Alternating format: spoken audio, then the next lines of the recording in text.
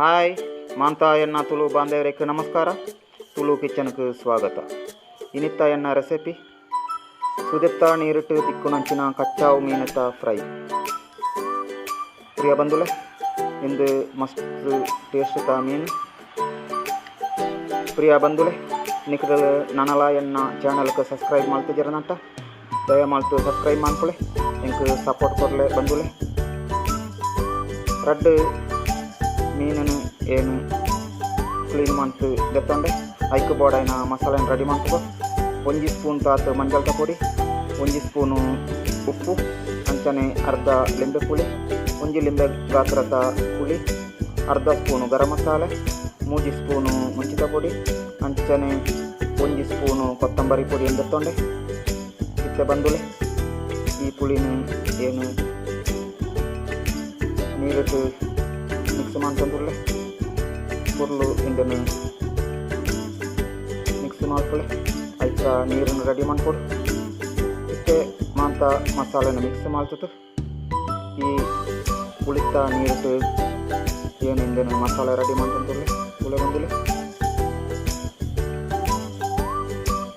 ಹುರ್ಲಿಂದನು ಮಸಾಲೆ ಮಿಕ್ಸ್ ಮಾಡ್ಕೊಳ್ಳಿ.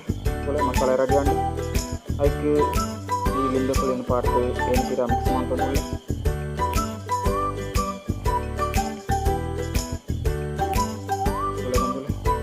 ಮಸಾಲೆ ಇದು ದಪ್ಪ ಬೋಡು ಮತ್ತು ಗಟ್ಟಿ ಪಡು. ಈ ಮೀನನ್ನು ಕೊರ್ಲು ಕ್ಲೀನ್ ಮಾಡಿಕೊಡು.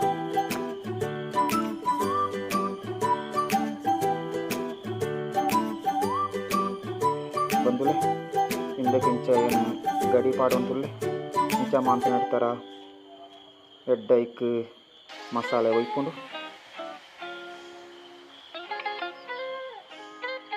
ಹಿಂದೆ ಮಾಂಸ ಅಂತೆ ಗಟ್ಟಿ ಇತ್ತಂತ ತಿನ್ನೋರ ಮಸ್ತ್ ಟೇಸ್ಟ್ ಉಪ್ಕೊಂಡು ಪುರ್ಲುಟೆ ಐಕ್ ಮಸಾಲೆ ಪಾಡೋದು.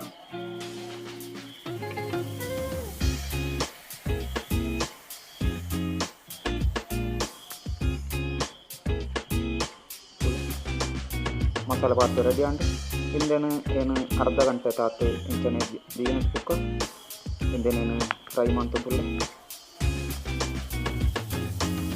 5 ನಿಮಿಷ ತಾತು ಪೊಟ್ಟು ಬೋಡನೆ ಇರ್ತಾರೆ. ಎಣ್ಣೆ ಅಂತೆ ಜಾಸ್ತಿ ಏನು ಪಾಡಂತುಲ್ಲೆ ಹಿಂದೆ ಬೇಯರಂತೆ ಪೊಟ್ಟು ಬೋಡ ಹಾಕೊಂಡು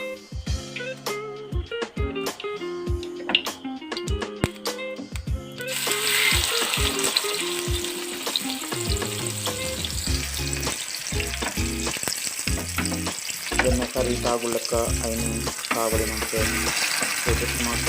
ಮಾಡ್ಕೊಳ್ಳಿ.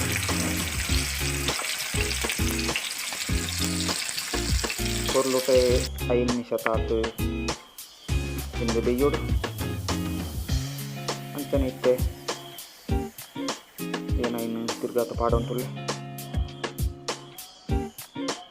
ಹುಳೆ ಬಂದಿಲ್ಲ.